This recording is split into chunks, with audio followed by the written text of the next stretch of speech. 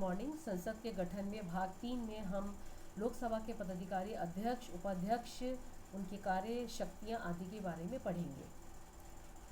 तो संविधान के अनुच्छेद 93 के अनुसार लोकसभा स्वयं ही अपने सदस्यों में से एक अध्यक्ष और एक उपाध्यक्ष का निर्वाचन करेंगी, और यदि अध्यक्ष तथा उपाध्यक्ष लोकसभा के सदस्य ना रहें तो उन्हें अपना पद छोड़ना पड़ेगा। अध्यक्ष अपने हस्ताक्षर सहित अपना त्यागपत्र उपाध्यक्ष के पास और उपाध्यक्ष अपना त्यागपत्र अध्यक्ष के पास भेज सकता है। अध्यक्ष तथा उपाध्यक्ष अपने पद से हटाए भी जा सकते हैं यदि लोकसभा के तत्कालीन सदस्यों के बहुमत से इस आशय का एक प्रस्ताव पास हो जाए, परंतु इस प्रकार के प्रस्ताव लोकसभा में तभी पेश हो सकेगा जबकि इस प्रकार के प्रस्ताव को पेश करने के लिए कम से कम 14 दिन की पूर्व सूचना दी गई हो।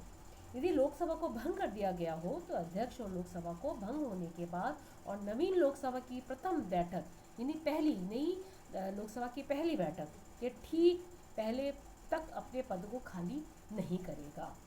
जब अध्यक्ष या उपाध्यक्ष में से किसी की पदच्युति के किसी प्रस्ताव पर विचार हो रहा हो, यानी उसको पद से हटाने के प्रस्ताव पर विचार हो रहा हो, तो वह व्यक्ति उसकी प्रस्ताव यानी पदच्युति के प्रस्ताव पर विचार हो रहा है लोकसभा का सभापतित्व नहीं करेगा।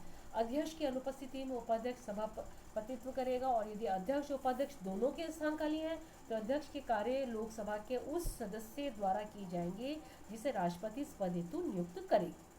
लोकसभा द्वारा 1956 में स्वीकृत प्रक्रिया के अनुसार लोकसभा के प्रारंभ पर या समय समय पर अध्यक्ष सदस्यों में से अधिक 7 सभापतियों की एक सूची निर्देशित करेगा, जिनमें से एक अध्यक्ष और एक उपाध्यक्ष की अनुपस्थिति में उनके कहने पर लोकसभा में सभापतित्व करेगा। यदि लोकसभा में अध्यक्ष या उपाध्यक्ष में से किसी को पद से हटाने का प्रस्ताव पर विचार हो रहा हो तो उस समय अध्यक्ष या उपाध्यक्ष को बोलने और दूसरे से उसकी कार्यवाही में भाग लेने का अधिकार होगा, परंतु अगर मत बराबर है तो उन्हें निर्णायक मत देने का अधिकार नहीं होगा। संविधान के अनुसार अध्यक्ष या उपाध्यक्ष को संविधान द्वारा निर्धारित वेतन और भत्ते मिलेंगे। अब आते हैं कि अध्यक्ष के कार्य और शक्तियाँ क्या क्या हैं। तो भारतीय लोकसभा के अध्यक्ष को वही अधिकार प्राप्त है जो ब्रिटिश लोकसभा के स्पीकर को। उसकी शक्तियों का जो उल्लेख है वह संसदीय प्रक्रिया और कार्य संचालन के नियम 1950 में मिलता है, जो निम्न है। पहला, वह सदन के नेता के परामर्श से विभिन्न विषयों के संबंध में वाद विवाद का समय निश्चित करता है, और वह राष्ट्रपति के उद्घाटन भाषण के उत्तर में दिए जाने वाले भाषणों के समय की अवधि निश्चित करता है। कौन करते हैं? अध्यक्ष। नंबर 2, वह सदन के नेता से परामर्श करके सदन का कार्यक्रम निश्चित करता है। नंबर 3, वह प्रश्नों को स्वीकार या नियम विरुद्ध होने पर अस्वीकार करता है। नंबर 4, किसी भी सार्वजनिक महत्व के विषय पर पेश किए जाने वाले कार्य स्थगन प्रस्ताव उसकी अनुमति मिलने पर ही पेश हो सकता है। यदि उसकी आज्ञा से कोई विधेयक गजट में प्रकाशित हो जाता है तो उसे पेश करने के लिए किसी प्रस्ताव की आवश्यकता नहीं होती। हम किसकी चर्चा करें? अध्यक्ष। किसी विचाराधीन विधेयक पर वाद विवाद स्थगित करने का प्रस्ताव उसकी अनुमति से ही पेश हो सकता है। किसकी? अध्यक्ष की। 7वां, वह सदन की कुछ समितियों का पदेन सभापति होता है। वह प्रवर्ष समितियों के सभापतियों को नियुक्त करता है और इन समितियों के द्वारा उनके निर्देशन में भी कार्य किया जाता है। मॉरिस जोन्स ने इस संबंध में कहा है कि संसदीय समितियों की समस्त कार्यवाहियां अध्यक्ष के नेतृत्व में संपादित होती है, जो कभी कभी विशेष निर्देश देता है जिसके पास चिंतित अध्यक्ष हर अवसर पर परामर्श के लिए जाता है।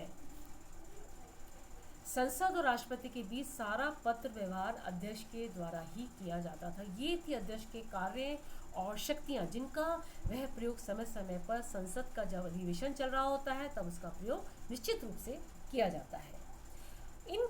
ये जो जितने भी कार्य हैं, इन कार्यों के अलावा शांति व्यवस्था बनाए रखने का कार्य भी अध्यक्ष द्वारा किया जाता है, और संसद के सदस्यों को जो भाषण देने की अनुमति है वो भी अध्यक्ष के द्वारा ही दी जाती है। कार्यपालिका और शासन की अन्य सत्ताओं से सदन के सदस्यों के अधिकारों की रक्षा का कार्य भी अध्यक्ष के द्वारा ही किया जाता है। उसकी एक विशेष शक्ति है कि वह आवश्यकता पड़ने पर इस बात का निर्णय करता है कि कोई विधेयक धन विधेयक है अथवा नहीं। ये बहुत महत्वपूर्ण कार्य अध्यक्ष का है। इस प्रकार से जो लोकसभा की शक्तियां हैं वह सदन की शक्ति, प्रतिष्ठा, गौरव का प्रतीक है। और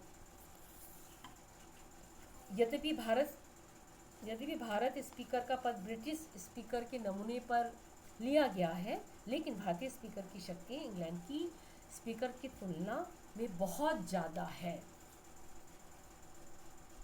स्पीकर की निष्पक्षता की व्यवस्था भी की गई है। उसके लिए दो बिंदु हैं। अनुच्छेद 112 3 के अनुसार 112(3) के अनुसार स्पीकर का वेतन और भत्ते संघ की संचित निधि पर भारित है, यानी संचित निधि में से दिया जाएगा। नंबर 2, अनुच्छेद 100(1) के अनुसार उसे केवल समान मत आने की स्थिति में ही सदन में मतदान का अधिकार प्राप्त है। नंबर 3, उसे उसके पद से ऐसे प्रस्ताव के आधार पर हटाया जा सकता है जो सदन के द्वारा विशेष बहुमत से पारित किया जा सके हो। यह है अनुच्छेद 94। तीनों अनुच्छेदों की बात की गई है, 1, नंबर 2 और 94 नंबर 3। संविधान में स्पीकर की निष्पक्षता के लिए तो व्यवस्था की गई, लेकिन व्यवहार में स्पीकर की निष्पक्षता संवैधानिक व्यवस्थाओं पर निर्भर नहीं करती। जितना इस परंपरा पर कि संबंधित व्यक्ति इस पद पर निर्वाचित होने के बाद अपने दल से त्यागपत्र दे दे और दलीय राजनीति से उसका कोई संबंध न रखे। भारत में इस परंपरा को सामान्यतः नहीं अपनाया गया है और इसी कारण भारत में कभी तो स्पीकर सदन के सभी पक्षों का विश्वास प्राप्त करने में सफल हो जाता है और कभी कुछ पक्षों द्वारा उसके आचरण को संदेह की दृष्टि से भी देखा जाता है। अध्यक्ष की निष्पक्षता में भी व्यक्तियों को पूर्ण विश्वास हो, इसके लिए आवश्यक है लोकसभा के सदस्य द्वारा अध्यक्ष चुने जाने के बाद अपनी दलगत निष्ठाओं का त्याग कर दिया जाए। भारत में अध्यक्ष पद पर आसीन व्यक्तियों ने इस स्थिति को नहीं अपनाया। इस तथ्य के बावजूद भारत में लोकसभा के स्पीकर का बहुत अधिक सम्मान है।